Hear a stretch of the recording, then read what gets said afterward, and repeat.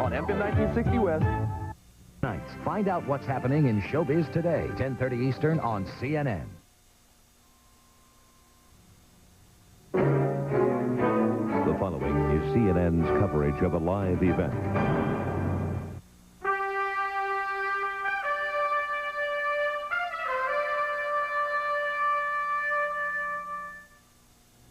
After waiting in the wings for 100 days, President Clinton is about to try to step back into the limelight with a prime-time news conference. Good evening, I'm Judy Woodruff. Welcome to CNN's live coverage of Mr. Clinton's news conference. The president is set to speak in about 1 minute from now. Let's check in quickly with CNN's Jill Doherty. She is at the White House. Jill, why do this when Congress is out of town? And not just react, he'll throw the ball into Congress's court, urging them to pass a welfare reform bill by July 4th. We also could hear some veto threats, both on the House reform bill and on attempts to roll back the crime bill from last year. The president would try to depict himself as a voice of reason and many of these Republicans as people who are going too far. This is over. Right now, the President of the United States. Good evening. Let's be seated. Good evening.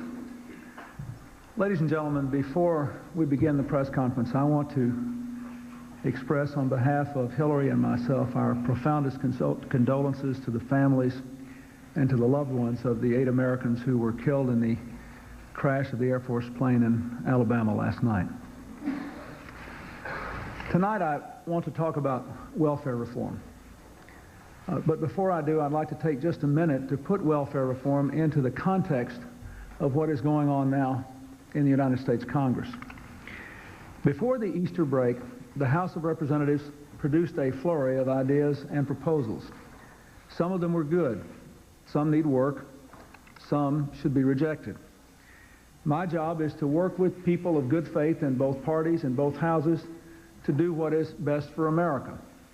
I was not elected to produce a pile of vetoes. And the Congress was not elected to produce a pile of political issues for the next election. My philosophy is that we have to go beyond this kind of politics as usual, the old debate about whether there should be more government or less government.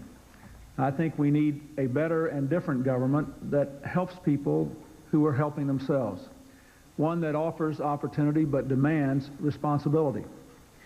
I have some common goals with the new Republican majority in the Congress. They say they want to reduce the deficit and the size of government. I support that. My administration has reduced the deficit by $600 billion and is reducing the size of government by over 250,000 people. In fact, if it were not for the interest we have to pay on the debt run up between 1981 and 1992, our government's budget would be in balance today. Let me say that again, because I don't think the American people know that. If it were not for the interest we have to pay this year on the debt run-up between 1981 and 1992, our government's budget would be in balance today. The Republicans say that they want to be tough on crime. Our crime bill is tough on crime, and I want to work with them to build on that. The Republicans are supporting the line-item veto, and so am I. I worked hard to get a version of the line-item veto passed through the Senate, and I look forward to working with them to actually getting agreement in both houses and having the line-item veto come into law. As we look ahead, the issue is, what are we going to do on the outstanding matters? I have commented at length on them before the newspaper editors, but let me say again, I want us to show responsibility and common sense and decency. Do we need to cut regulation, as they say? Of course we do. But we don't need to undermine our commitment to the safety of our skies, or the purity of our water and air, or the sanctity of our long-term commitment to the environment. Do we need to be tough on crime? Of course we do, but we don't need to repeal the commitment to 100,000 police officers or the assault weapons ban. Do we need to cut taxes? I believe we do, but not as much as the House bill provides. I think the tax cuts should be targeted to the middle class and to education, so we raise incomes and growth for America over the long run. Now let's talk a little about welfare. That's an issue that the Republicans and I and the congressional Democrats should be able to agree on. They say we should end welfare as we know it. That's a commitment I made in 1992 and again in 1993 and 1994. Welfare reform is surely an example where all the people ought to be able to get together in the Congress to have reform. We all know what we need. We need time limits for welfare recipients. We need strict work requirements. We need very tough child support enforcement. We need more flexibility for the states. That's what our administration has been working on for more than 2 years now. We already have freed 25 states from cumbersome federal rules and regulations so they can pursue welfare reform on their own. Tonight, we're cutting red tape for 2 more states, for Montana and Missouri. One state with a Republican governor, one state with a Democratic governor. Both committed to require people on welfare to go to work within 2 years. That's the same time limit I called for when I ran for president and that I called for last year. Most people are in agreement on this. The question is, what are we going to do about it in Washington? In 1994, I introduced the most sweeping welfare reform ever presented to Congress. In 1994, Senator Dole, Senator Graham, Senator Brown, and Senator Packwood co-sponsored a pretty good bill. In 1994, Speaker, then Congressman Gingrich, and 162 of the 175 House Republicans sponsored a bill that was an awful lot like mine. All of these bills were based on the same idea. The fundamental goal of welfare reform is to move people into the workforce and to make them independent. But the bill that passed the House of Representatives, supported by the House Republicans, in my opinion, is too weak on work and too tough on children. It saves a lot of money in the short run, but at great damage to our long-run interests, promoting responsible parenting and working to promote independence. The only way to save money over the long run is to move people from welfare to work and to ensure that they have the skills to keep jobs and to stay independent.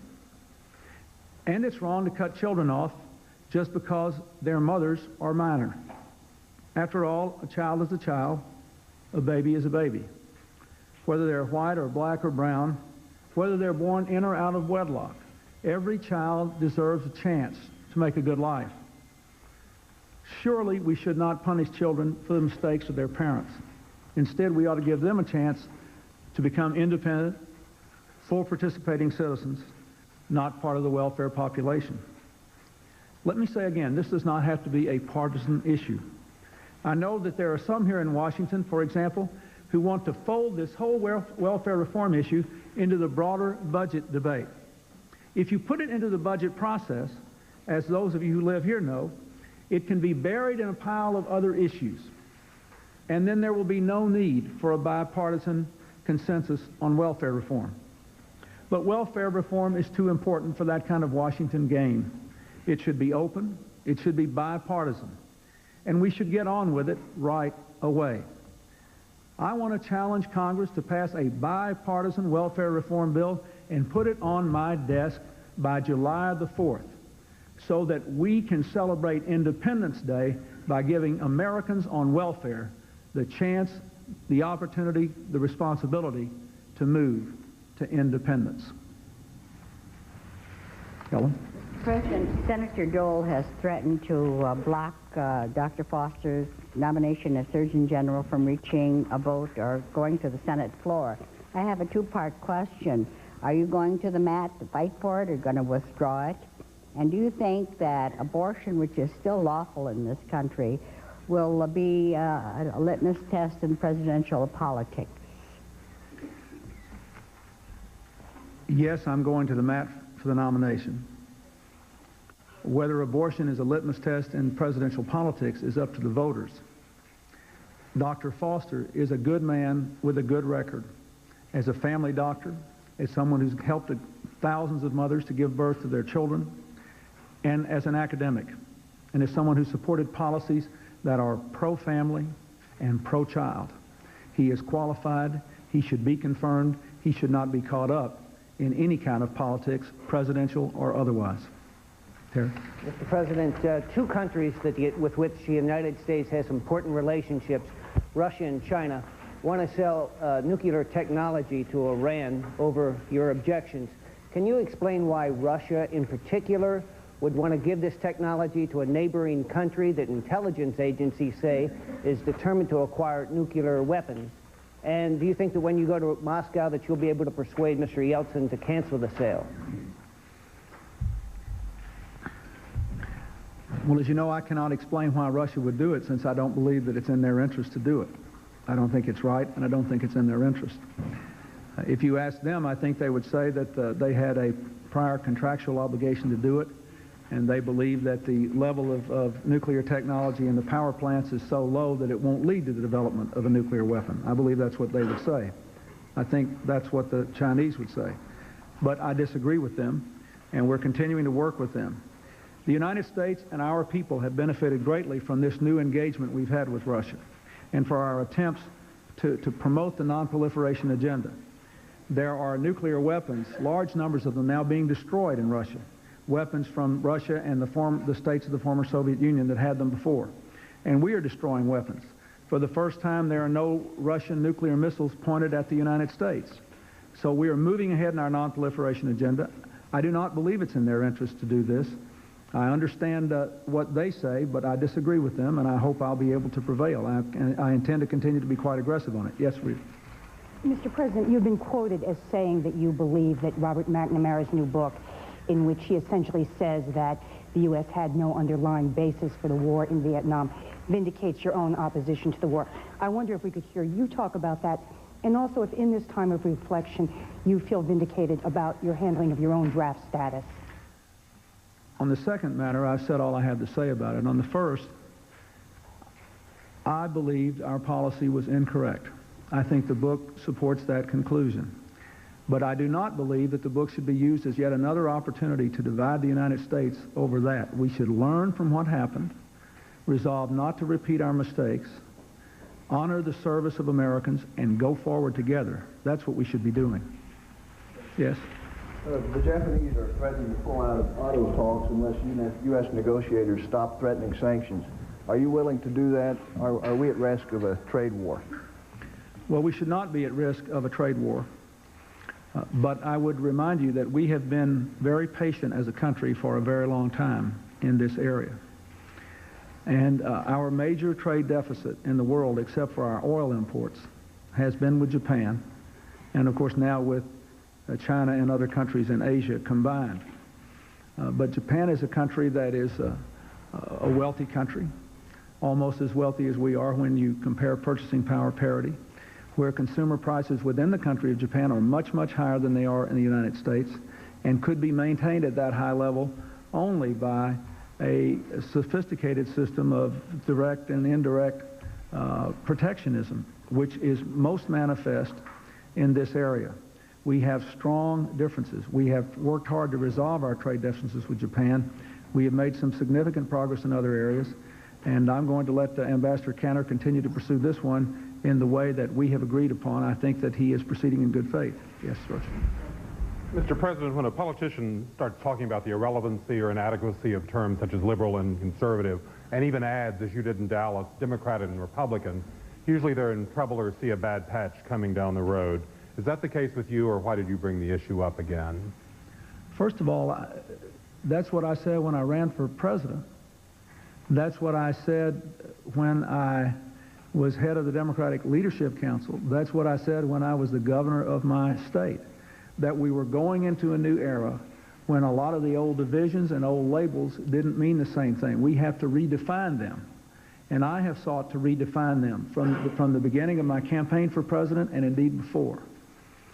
And I still find it very frustrating from time to time when I am not successful in redefining it, because I think to the American people, a lot of what they hear and see and read up here is a real turnoff, because it seems that these categories of debate are extreme on both sides and don't fit with their experience and their concerns for the future. So you think we failed in that regard? No, I think that we're in a process in which a new political dialogue and a new understanding is struggling to be born. I think that in the last election, if you say, do you choose more government or less, less wins. Do you choose more taxes or less, less wins. But everybody instinctively knows that's not the real choice. The real choice is, does it make sense to cut Head Start? Does it make sense to cut immunizations for kids or college loans? No. Does it make sense to cut bureaucracy? Yes. So the real question is, how do we have a language that reflects what people know is the right thing for the country to do? And I'm doing my best to help the country develop the language and the debate. Yes. Mr. President, I'd like to ask you a philosophical question tonight. A number of the nation's social critics have been saying lately that America is what they call a morally bewildered society. And they cite as evidence the fact that much of the nation's political discourse and its public debate centers on the subject of family values. These critics say that family values is really a fig leaf or a euphemism to cover up the nation's moral relativism. I'd like to know if you think that the distinction between moral virtue in the ancient Roman or old Victorian sense, the distinction between that and family values is a valid and legitimate one. And if you do you think that you and the other candidates in the '96 presidential contest should debate the nation's social compact on the basis of instilling moral virtue rather than family values? Well, I think family values require moral virtue. I mean, if the family values mean to me that people make common sacrifices to stay together, to work together, to put primacy on the family unit and the rearing of children, and to put their children first. I think that that has been at the bedrock of our success as a country, and as a bedrock of other successful civilizations. And I think when people cease to put the interest of their children and the future ahead of their interest of themselves in the short run, we get in trouble. I believe that if you look at the successes in this country, both the individual successes and the places where there are broad success, there are strong support for families, and families are generally successful. I also believe that America worries so much about moral relativism because we are the least relativistic of all the big countries. We are the most religious. We are the most likely to believe not only in God, but in absolute rules of right and wrong here on earth. And I think the fact that we worry about it shows that we have problems in our country which are inconsistent with our beliefs, and we know that we can't solve our problems purely by some common social action. We also require personal changes to solve those problems. I think that is a broadly held belief in the United States, and I certainly believe that, and my experience is consistent with that. Yes, Mara? Mr. President, in California recently, you urged Democrats who are grappling with the issue of affirmative action to be sensitive to the feelings of angry white males. And if you were addressing a group of so-called angry white males tonight, how would you convince them that federal programs that have goals of giving a certain percentage of contracts or jobs to minorities are good and fair for everyone, including white males? Well, first of all, I don't want to prejudge the review of all the federal programs that I'm going through, so I don't want to answer that question. But I would say, first of all, to them, I will answer the question when I complete the review, which won't be long.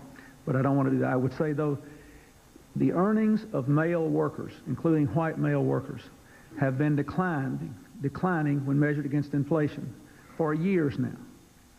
So people are working harder. These male workers are working harder for lower wages, unless they have good education or in a section of the economy that's growing very rapidly.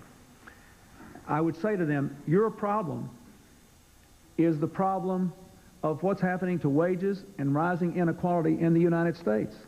And it was caused primarily by foreign competition, technology, the weakening of organized labor, the collapse of the minimum wage, and according to the study which was in the paper today, the tax and budgetary policies of the last 12 years before I became president, which aggravated inequality. And what I'm trying to do is, number one, give you equality again with better jobs, more jobs, a higher minimum wage, a tax cut for workers with modest incomes and children in the home, about $1,000 a year for incomes under $25,000 this year. And that on affirmative action, your principle should be, we're all better off if everybody's got an even chance, if there's no discrimination, if people have the opportunity to live up to the fullest of their ability, but the government should never give someone who's unqualified anything over someone who's qualified. Yes. Congressman Torricelli of New Jersey is embroiled in a controversy over the revelations he made about the CIA and its apparent involvement in murders in Guatemala. you've indicated your concerns about the CIA's conduct. I want to know what your thoughts are about Congressman Torricelli's conduct. Should he reveal that information or not? And if he should not have, should he be disciplined? Well, what should happen to him depends on, number one, what the facts are, and number two, what the House decides to do with it. And they have to do their investigation, and they have to make their determination. What I do believe is that the United States owes the American people a thorough investigation of the allegations of what went on. And it may take a little time because these are things which occurred by and large before I became president. But I've asked the Intelligence Oversight Board to look into it. I expect them to do a thorough and deep job, and I expect to have the truth, and I expect us to take the appropriate action. That is exactly what we will do. But it is not for me to judge Congressman Torricelli. About the information coming out as the person ultimately responsible for as the guardian of American intelligence. I am concerned about the information coming out, but in the end, I think that it is unlikely, given the facts of this case, that certain information would not have come out. Mr. President. Yes, Peter. And then Sarah. Mr. President, outward appearances would indicate that one of your key foreign policy goals, a comprehensive Middle East peace, is deadlocked, especially on the Israeli-Syrian track. Is there a stalemate, and especially in light of the recent terrorist incidents and word today that Syria wants to get land to the Sea of Galilee? Well, I won't comment on the details of the negotiations between them because that would only complicate matters. It is difficult. We knew it would be difficult. I do believe that both Prime Minister Rabin and President Assad want to make a comprehensive peace. I do believe that both of them understand they don't have unlimited time. I do believe that the United States still has the trust of both parties in working to help them reach an agreement. And as concerned as I am about it, I am more hopeful today than I was, let's say, 45 days ago. We just have to keep at it. Sarah? Sir, I want to ask you.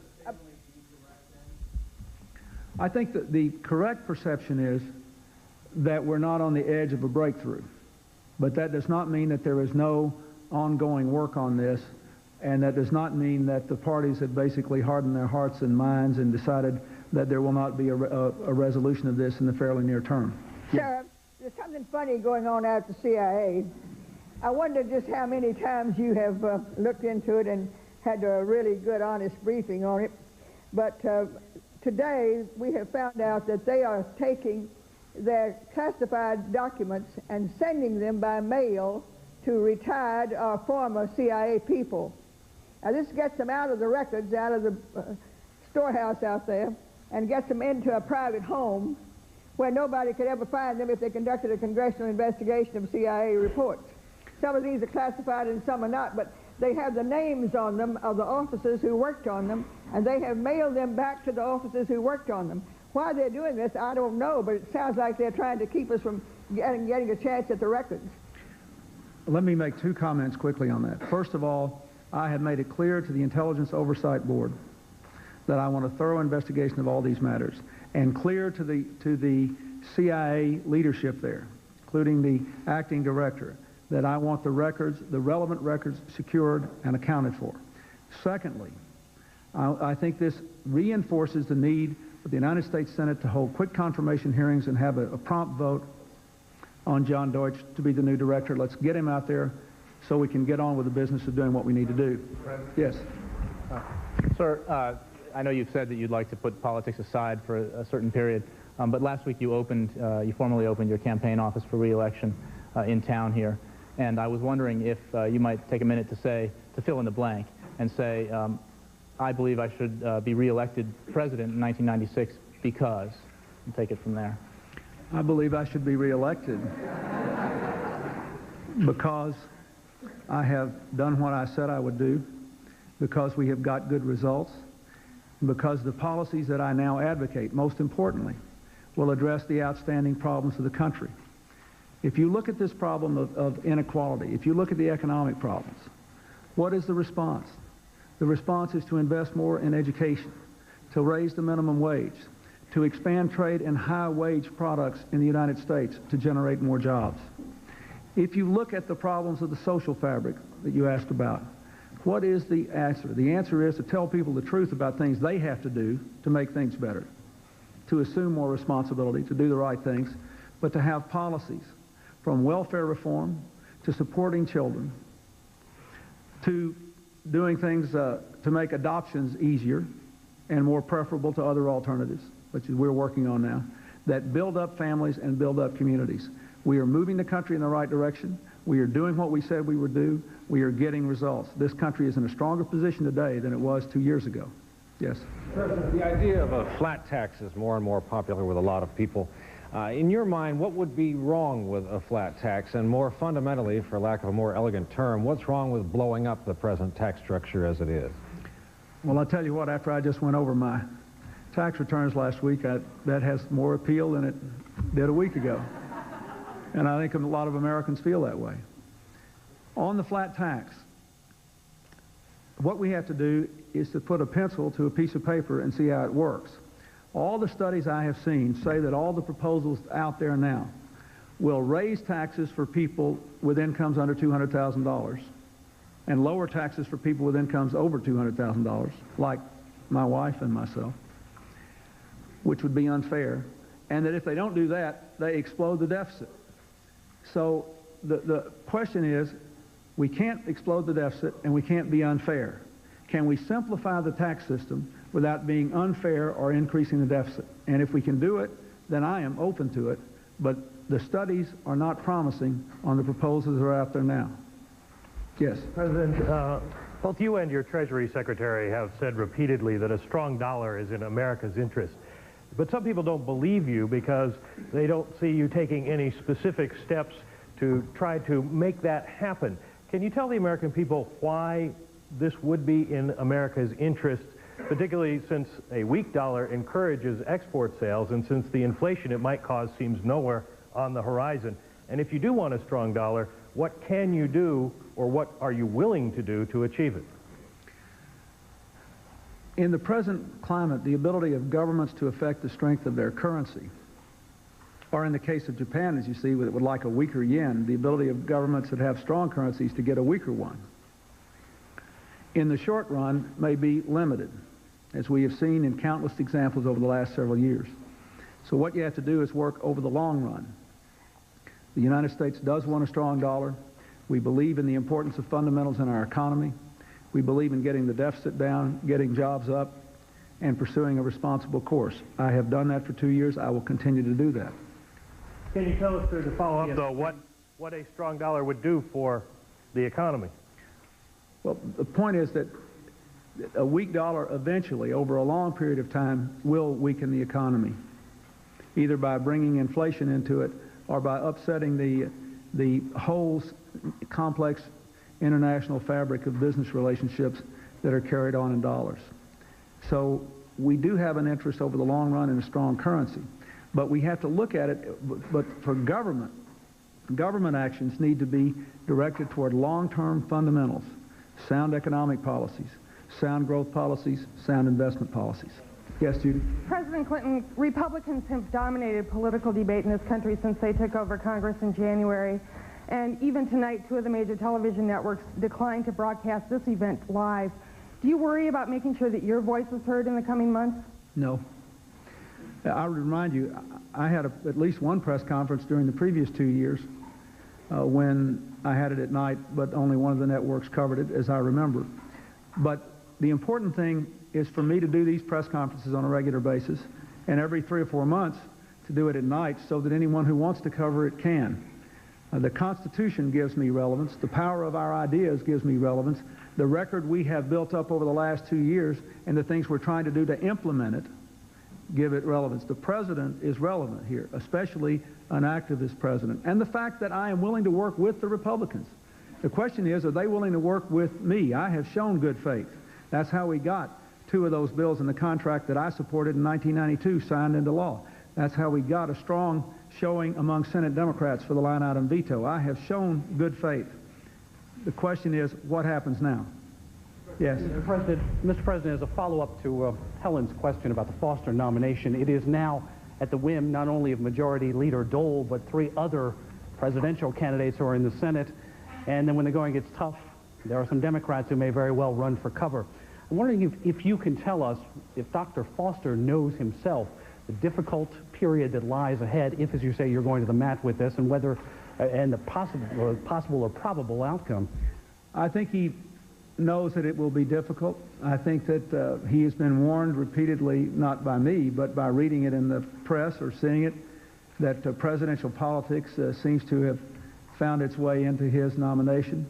But you know, sometimes the American system works the way it's supposed to, and sometimes the right thing has been done. I will say again, he is a distinguished physician, he is a good man, he has a good record, he should be confirmed. Yes? President, will you explain why you supported the veterans' effort to end the Smithsonian's exhibit of the Enola Gay, which was seen by many as an effort to educate the public on the pros and cons of the nuclear bomb? Is this subject taboo in the United States? No, I don't think the subject is taboo. I don't think the subject is taboo. But my simple position is, as I said to the newspaper editors, that painful though it is, even after 50 years, that President Truman did the right thing. And I do not believe that on the celebration of the end of the war and the service and the sacrifice of our people, that is the appropriate time to be asking about or launching a major re-examination of that issue. Anyone who wants to write a book about it, express a contrary opinion, is perfectly free to do so. But I don't think that the policy of my administration of the United States should be to say that's the way to celebrate 50th anniversary of the end of World War II. I disagree with that. I don't think it's right. Yes, Jill. In terms of your upcoming trip to Russia, in spite of what your administration has said numerous times to Russia about NATO expansion, the Yeltsin government either does not understand or will not understand that that is not a threat to them. And in fact, some people in Russia are now talking about rearming in a nuclear fashion to allay any type of attack from the West. When you meet with Boris Yeltsin, what will you say to him to convince him that it is not a threat? I will say what I have always said, that NATO is not an offensive alliance, it is a defensive alliance, a security alliance. That NATO has worked with Russia in Bosnia, that NATO has invited Russia to be a part of the Partnership for Peace and has not excluded anybody from potential NATO membership. That Russia, in terms of its security interest, has nothing to fear from a NATO which expands in a gradual, open, straightforward way, and at the same time is deepening its relationship with Russia. Why does Mr. Yeltsin not understand that? You've said it numerous times. That's something you'll have to ask them. I understand they have the same sort of domestic political pressures that every country has and misunderstandings, but I think the United States has shown its good faith in our dealings with Russia. The United States did not move aggressively to help Russia overcome the burden of decades of communist economics and other problems that were left when the Cold War was over and the Soviet Union collapsed, to turn around and make Russia an enemy. That is not why we did all that work, to help rebuild their economy, to support their movement to democracy, to support their integration and their work with the G7 and all these other countries. We have shown our good faith. But we cannot, and we should not, give any nation a veto over the expansion of NATO when it is otherwise appropriate to do so. Yes, George. Mr. President, to follow up on the question about the dollar, there is growing concern that there is instability within the international financial system as a whole. There are some proposals, like I know the Japanese finance minister put out a proposal regarding international financial reform of the international system. How do you view this situation, and what would be your primary concerns in such a reform of the international financial system? First let me say that this is an issue which needs to be addressed, but it needs to be addressed in a very thoughtful way so as not to further aggravate whatever conditions exist there. It is obvious that the integration of the global financial markets has many advantages, that you can get money to places in a hurry, that places that have been underdeveloped can develop more quickly, that you can develop sophisticated trading relationships more rapidly, and that this is all a positive. It is also obvious that, as with almost every other element in the modern society that we live in, every force of integration carries within it the seeds of potential disintegration, of rapid unraveling. So last year, that's why I asked the heads of the other G7 countries, the other major economies, to devote a discussion this summer when we meet in Canada to this subject. We have been working on it, the Japanese have been working on it, the Canadians have been working on it, the Europeans have been working on it, and we will have a long talk about it this summer. We will do our very best to come up with sensible statements about where we go from here. George? Mr. President, to follow up on the answer you gave a moment ago, when you spoke last week about President Truman's decision to drop the atomic bomb, Americans overwhelmingly thought you were right not to apologize. Japanese overwhelmingly thought you were insensitive. Were you surprised that 50 years after the event there's still that wide divergence of opinion, and do you see any chance of that gulf ever being bridged? The way to bridge the gulf is to talk about the friendship that we have now, the respect and regard that we have now, the common interests that we have now. I did not say that to hurt anyone's feelings or to be insensitive to anyone in Japan. I know what a terrible, terrible loss of life there was, how many scarred families there were, how difficult it was. It was hard in World War II. 20 million Russians lost their lives in World War II. No one can fail to be sensitive to the loss. Do I wish none of it had happened? Of course I do. But that does not mean that President Truman, in the moment of decision, made the wrong decision, or that the United States can now apologize for a decision that we did not believe then, and I do not believe now, was the wrong one. That has nothing to do with my feelings for the Japanese people, my profound sorrow at the suffering and the agony that they went through. But we have recovered from that. We have gone on from that. We have one of the world's most important bilateral relationships. The thing we need to do now is to join together and look to the future. We're up to our ears in challenges today. Let's get on with dealing with them in mutual respect and support. And that's the way to get this behind us. Thank you very much.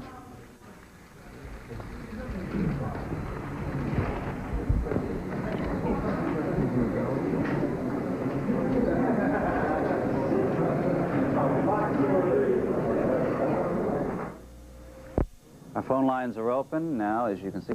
He spoke very deliberately about, among other things, the U.S. dollar. He said that the U.S. economy is strong, that the dollar shouldn't. Process.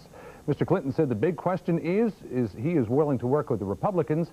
Are they willing to work with him? When we come back, we'll talk about what did and did not happen at tonight's news conference. Context and analysis. Next.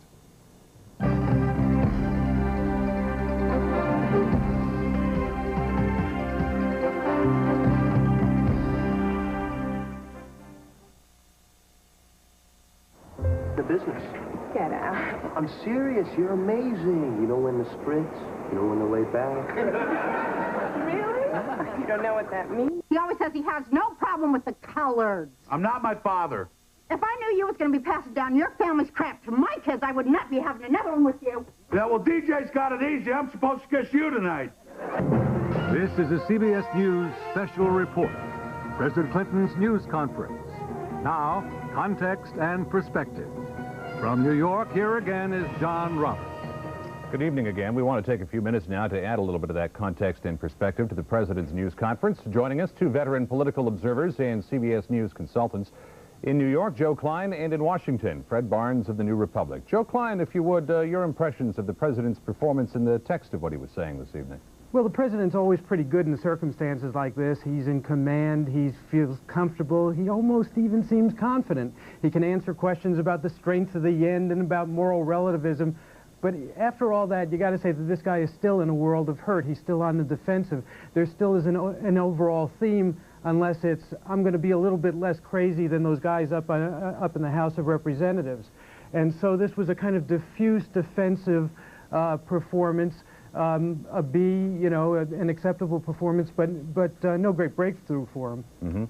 Fred Barnes, you seem to agree with Mr. Klein that the president is on the defensive and was on the defensive tonight. Well, he is on the defensive. He has no agenda. The agenda is the Republican agenda in Congress, and he can merely react to that. I think what he's trying to do is really barge into the game. There's a card game going on, and he's not a part of it, and the problem is he doesn't have any chips. And the chips are your own agenda that you're fighting for and has popularity. Unfortunately, he doesn't have one. He's just got to react. Joe Klein, the administration does seem to have been left at the side of the road to some degree by the voraciousness of the Republican Party and its attempt to get its agenda through the House of Representatives and indeed the Senate. Does President Clinton have any hope of getting his agenda through?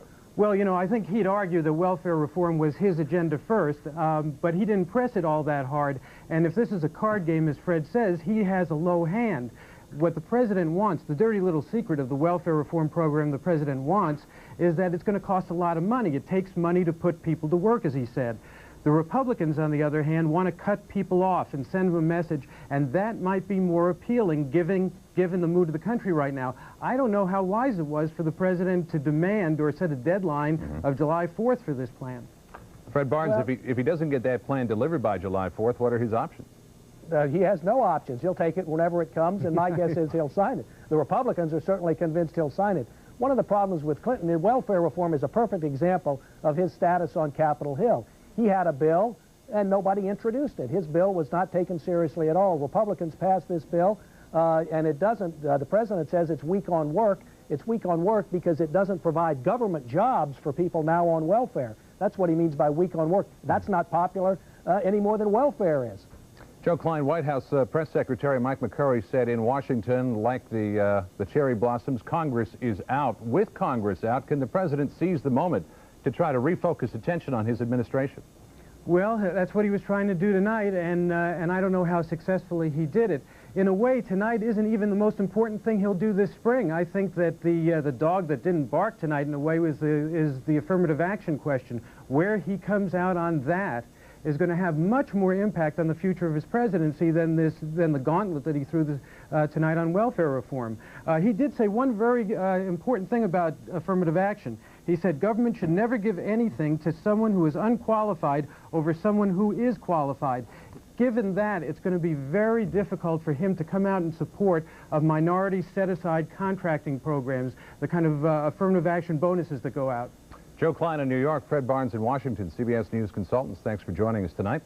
When we come back, we will chat with White House correspondent Rita Braver. Stay with us.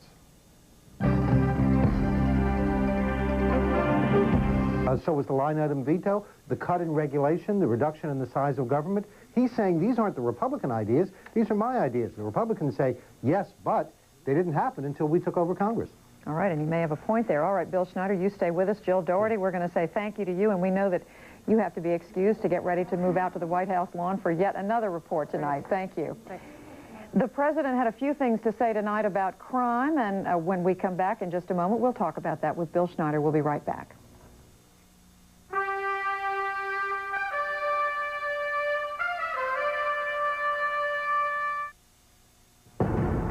In a world of rituals, it's the one thing we'd all like to do deep down in here. A man must choose. If I intervene, that means breaking the seal of the confession. Between keeping the faith and exposing the truth. It's got to stop. Rolling Stone magazine calls Priest a triumph. One of the best and most provocative films of the year. Priest, rated R. Now playing select cities April 19th everywhere. Because I'm black? Well, yeah. So if I feel okay, all black people feel okay because we all the same. I would never say that. Oh, of course not. Some of your best friends are black. Yes, you're one of my best friends. That's why you're here. Okay, then why is Bob here? DJ's got to kiss a dumb girl, too? No offense, Bob. Hey, guys. This is supposed to... He's an onion. Why would we do that? Well, because then they'd be just like the way my mom used to make it. Yeah. Presidential news conference to other ones that you've covered. You know, for some reason, the president seemed a little bit more uptight in this one, John. He did not have his usual flashes of humor. He seemed to answer some of the questions more abruptly than he has in the past. And I thought one reason for that might be something that was said in another answer, and that was where he seemed to be saying, I am relevant. The president is still a relevant role. He felt that he needed to define himself that way. He went on to talk about his own agenda. In the question where he answered why he wants to be reelected president, he talked about education, raising the minimum wage, fair tax cuts. And this, of course, was his answer to Newt Gingrich and Gingrich's claims of success in the first 100 days of the Republican-controlled Congress. The problem for Mr. Clinton is that he does not have a pile of successfully passed bills that he can point to, John. Rita Braber at the White House, thanks. The president spent a lot of time tonight talking about welfare reform, both his plan and the Republicans. Joining us now from Capitol Hill to talk more about welfare reform is correspondent Linda Douglas. Linda?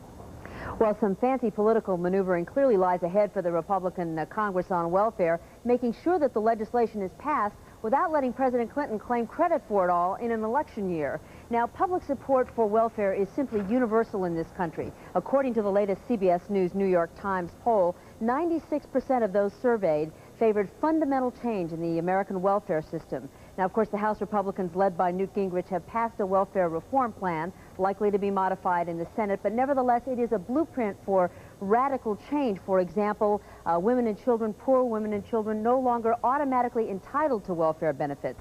All the welfare programs would be turned over to the states with a lump sum to administer them. Unwed mothers under the age of 18 years old would be denied benefits altogether. President Clinton clearly opposes several of those provisions. He's made that clear. But again, there may be trouble for him, according to the CBS News New York Times poll, when asked who has the best ideas on welfare. 33% said President Clinton, but 50% said the Republicans in Congress. Now, the Republicans may want to force President Clinton into vetoing a popular welfare reform plan, but if he signs it, they are likely to argue that he was simply following their lead. John? Linda Douglas on Capitol Hill, thanks. When we come back, a talk with White House Chief of Staff Leon Panetta. Stay with us.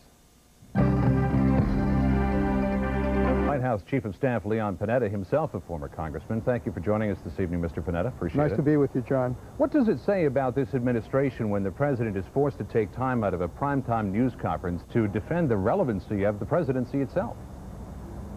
Well, I think the president expressed very strongly his views about why it is important that we look at the policies he's put in place, the policies that have increased and moved the economy forward, reduced the deficit, tried to help working families in this country, and clearly that's relevant to what America is all about, and that's why he, as president, I think, is providing some answers to try to deal with the problems that face the American people. That is what relevance is all about. Mr. Clinton said tonight that he was not elected to produce a pile of vetoes, nor was Congress elected to produce a pile of issues for the next election, but with many of these issues carrying over to November of 1996, how much of a conciliatory mood can the president expect the members of Congress to be in? Well, his hope is that they will be conciliatory and look at the problems facing this country and the need to deal with them. Clearly, he wants to work with the Republican Congress to try to get some problems solved in this country. If they're willing to work with him, then we can find answers. If they're not, if it becomes partisan, then obviously the result is gridlock, and that doesn't help anybody. Mr. Panetta, you yourself said that the first 100 days was for Newt Gingrich and the Republicans. The second 100 days ought to be for the rest of America, but what is to prevent the next 100 days from being for the Republicans all over again? I think the president has made that clear, that hopefully in the next 100 days they'll get down to work and deliver a welfare reform bill that he can support, that we can deliver to the American people, that will deliver a tax cut proposal that tries to help the middle class in this country, not the wealthy, and that we try to do something to keep the deficit downward. All right. Leon Panetta, thanks very much for joining us tonight. Appreciate it, sir. With us once again is columnist, author, and longtime CBS News analyst Kevin Phillips. His latest book, Arrogant Capital, talks about Washington, Wall Street, and the growing gulf between the governed and the governing. Kevin, thanks for joining us tonight. My pleasure. How much trouble do you think the president is in at this point in his administration? Well, he's clearly in trouble, and he's clearly defensive, but I think people should put more emphasis on the fact he's clearly touching bases that he wants to cover politically, the tax issue and being for education and children, the whole budget question and the idea that the Republicans created so much of the deficit with their expenditures in the 80s, welfare, white males, All of these things suggest to me that he understands that something fundamental is changing. Back in the fall, we were seeing voters react negatively to his failures, whether it was health care or Haiti. Now the Republicans are in some danger of going too far. He's not profiting from that really yet, but I think he probably will, and that's a very important change. What does it say about the presidency and the administration at this point that the White House called this press conference with nothing really pressing to say, asked the networks for the airtime, didn't get it from two of the major broadcast networks? Well, as he pointed out, he's had this problem before, and there was some non-coverage by the networks of Newt Gingrich. The American people are sick of politicians. It's not hard to blame the networks for not putting them on all the time when they want to be on. But what about the fact that he called this press conference with nothing particularly pressing to say? Well, isn't that politics in this country? Sometimes they don't have that much to say, but I do think he's being underestimated a bit here because he targeted some things he's clearly going to focus on. Is there anything that you think he can do in the face of this Republican Congress to turn the momentum around as he heads into 1996? Frankly, I think he's looking back at the last Republican Congress to face a Democratic president, the 80th Congress in 1947-48. They created the basic dynamic of the next election by going too far. Frankly, if the Republicans don't go too far in these 2 years, they're going to control the ball game. If they do go too far, then he's got a chance to get back in. Kevin Phillips, CBS News consultant, thanks for joining us this evening. And there, of course, will be more about President Clinton's news conference coming up on your local news on the CBS News broadcast Up to the Minute, and we will have any and all late reactions and aftermath tomorrow on CBS This Morning and on the CBS Evening News with Dan Rather. And testimony in the O.J. Simpson trial. Tonight, 11:30 Eastern. Good evening. Ladies and gentlemen, before we begin the press conference, I want to express on behalf of Hillary and myself our profoundest condolences to the families and to the loved ones of the 8 Americans who were killed in the crash of the Air Force plane in Alabama last night. Tonight I want to talk about welfare reform. But before I do, I'd like to take just a minute to put welfare reform into the context of what is going on now in the United States Congress. Before the Easter break, the House of Representatives produced a flurry of ideas and proposals. Some of them were good. Some need work. Some should be rejected. My job is to work with people of good faith in both parties and both houses to do what is best for America. I was not elected to produce a pile of vetoes. And the Congress was not elected to produce a pile of political issues for the next election. My philosophy is that we have to go beyond this kind of politics as usual, the old debate about whether there should be more government or less government. I think we need a better and different government that helps people child support enforcement. We need more flexibility for the states. That's what our administration has been working on for more than 2 years now.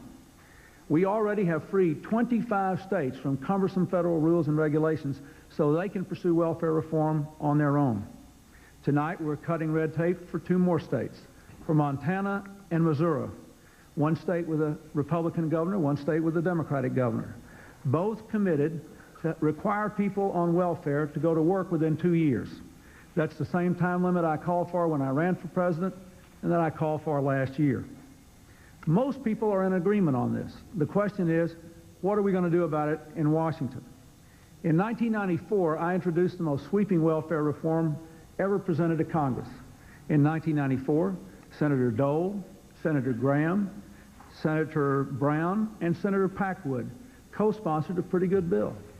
In 1994, Speaker, then Congressman Gingrich, and 162 of the 175 House Republicans sponsored a bill that was an awful lot like mine.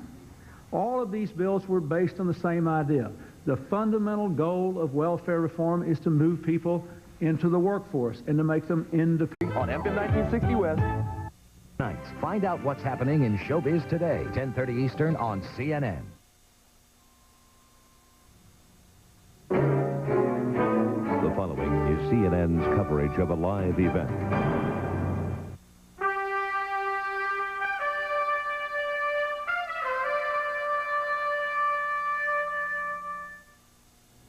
After waiting in the wings for 100 days, President Clinton is about to try to step back into the limelight with a prime-time news conference.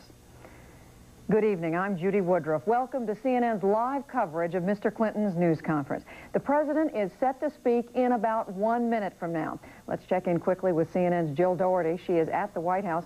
Jill, why do this when Congress is out of town? And not just react, he'll throw the ball into Congress's court, urging them to pass a welfare reform bill by July 4th. We also could hear some veto threats, both on the House reform bill and on attempts to roll back the crime bill from last year.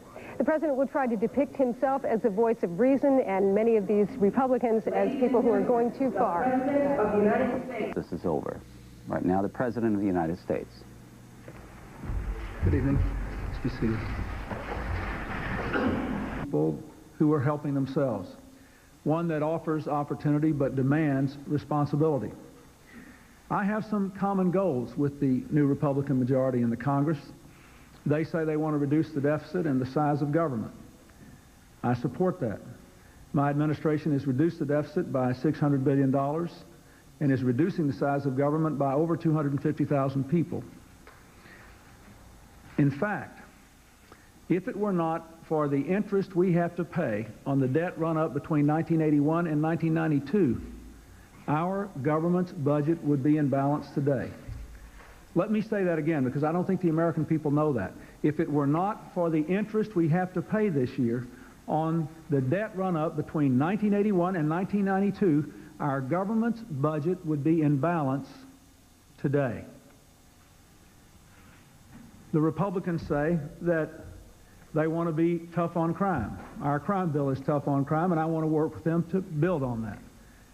The Republicans are supporting the line item veto, and so am I. I worked hard to get a version of the line item veto passed through the Senate, and I look forward to working with them to actually getting agreement in both houses and having the line item veto come into law.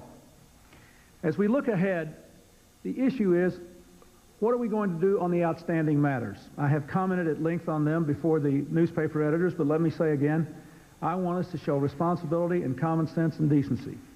Do we need to cut regulation, as they say? Of course we do. But we don't need to undermine our commitment to the safety of our skies, or the purity of our water and air, or the sanctity of our long-term commitment to the environment. Do we need to be tough on crime? Of course we do, but we don't need to repeal the commitment to 100,000 police officers or the assault weapons ban. Do we need to cut taxes? I believe we do, but not as much as the House bill provides. I think the tax cuts should be targeted to the middle class and to education, so we raise incomes and growth for America over the long run. Now let's talk a little about welfare. That's an issue that the Republicans and I and the congressional Democrats should be able to agree on. They say we should end welfare as we know it. That's a commitment I made in 1992 and again in 1993 and 1994.